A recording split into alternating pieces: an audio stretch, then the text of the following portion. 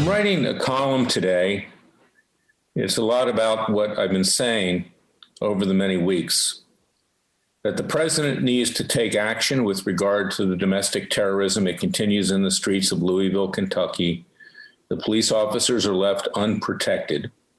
There's a law called the Insurrection Act of 1807, signed into law, ironically, by Thomas Jefferson, who I dedicate my new book to, It Takes a Revolution, Forget the Scandal Industry, where the president can send the military or even nationalize local law enforcement to put down an insurrection.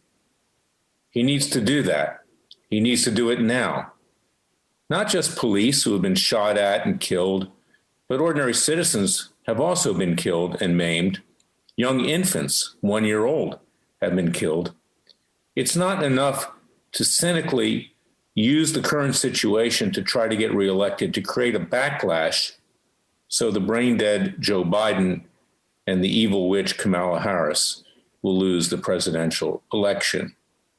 In addition, the Chinese coronavirus continues on and on. A new whistleblower has come forward from Israel. We're going to talk about that on our radio show, our weekly radio show this week, and I hope that you'll tune in, who has confirmed that, in fact, it was a bioweapon that the Chinese released, the communist Chinese, and they need to be held accountable. And as I've also said over and over again, the Attorney General Bill Barr should be instructed by the president to not only seize Chinese assets in the United States so any judgments can be paid, but to support and intervene in our class action in Dallas, Texas, against the communist Chinese. Go to freedomwatchusa.org and sign up for that. I also hope that you'll go to americassheriff.org. That's two S's in the middle, americassheriff.org, which I formed a new public interest group with Sheriff Joe Arpaio to protect the police and to bring hard-hitting legal cases to allow our law enforcement to do their jobs. Now, there is a ray of hope this morning. I read that Charles Barkley and Shaquille O'Neal came out and said you should not use the situation in Louisville, Kentucky with Breonna Taylor as an excuse to commit more violence, that the police were acting apparently in self-defense. That's courageous for them, being that they're tied to the NBA, being that they're tied to NBC that does announcing for the NBA. Let's give them credit. And the reality here, and I use the word reality, is because the African-American conservatives, whether it's Alan Keyes or Armstrong Williams or others who are out there, Demetric Penny, the brave policeman in Dallas, Texas, who I represent, is running for Congress, who sued Black Lives Matter and sued the new Black Panthers Party, Al Sharpton, Louis Farrakhan. It's that they're more courageous than whites. Whites are running away from the situation. They're scared. They're putting their heads in the sand. And it's inevitable that what we're going to see come around election time is massive violence in the streets. Major cities are going to burn. And that is why whites need to speak out. All people need to speak out. African Americans are speaking out. Why can't whites speak out? And we need to tell the truth that Black Lives Matter is in effect the flip side of the coin of the Ku Klux Klan. They hate white people. They want separatism. They want to live in another country. Well, they should go live in another country if they don't like this country. That's the way it is. And if they're not going to support this country, then we need to put our foot down and enforce the rule of law against them and against everybody else. And that's my message for today. I want you to listen to the radio show this week. I'm going to have our Israeli colleagues on about what's going on in Israel and our COVID class action lawsuit there.